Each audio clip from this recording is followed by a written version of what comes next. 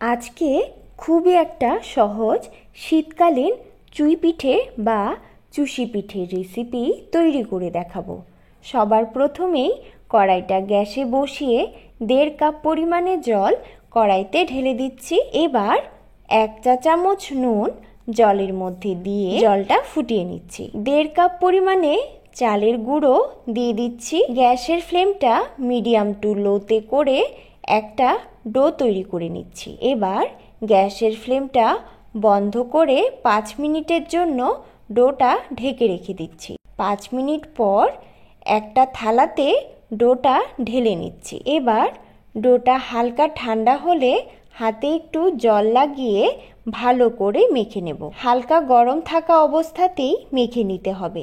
ডোটা কিন্তু একেবারেই ঠান্ডা করে নেওয়া যাবে না। এবার ডোটা দিয়ে পিঠে তৈরি করে নেব। একটা কেচির সাহায্যে এইভাবে ছোট ছোট করে কেটে কিংবা হাত দিয়ে ছোট ছোট লেচির মতো নিয়ে এইভাবে 2 হাতের তালুর সাহায্যে পিঠেগুলো রেডি করে নিচ্ছি। দেখো পিঠেগুলো বানিয়ে নিয়েছি, দেখতে খুবই সুন্দর লাগছে।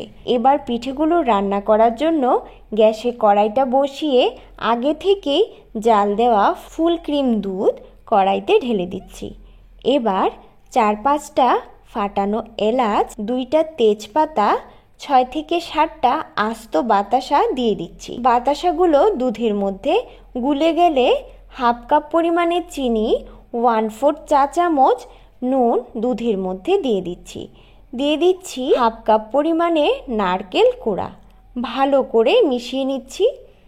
দুধটা একটু ফুটতে শুরু করলেই বানিয়ে রাখা চুষি বা চুই পিঠেগুলো ফুটতে থাকা দুধের মধ্যে দিয়ে দিচ্ছি। এবার হালকা হাতে পিঠেগুলো নাড়তে হবে, না হলে কিন্তু পিঠেগুলো ভেঙে যাবে। এইভাবে মিডিয়াম ফ্লেমে 10 মিনিটের জন্য রান্না করে নিলেই দেখবে পিঠেগুলো দুধের উপরে সুন্দর ভেসে উঠছে। এইভাবে ভেসে উঠলেই গ্যাসটা বন্ধ করে দিতে হবে, না হলে পিঠেগুলো ঠান্ডা হলে আরও ঘন হয়ে যাবে। এই পিঠেগুলো গরম গরম খেতেও যেমন সুস্বাদু হয়, ঠান্ডা হলেও খেতে অনেক টেস্টি। আশা করি সম্পূর্ণটা ভিডিও তোমাদের খুব ভালো লেগেছে।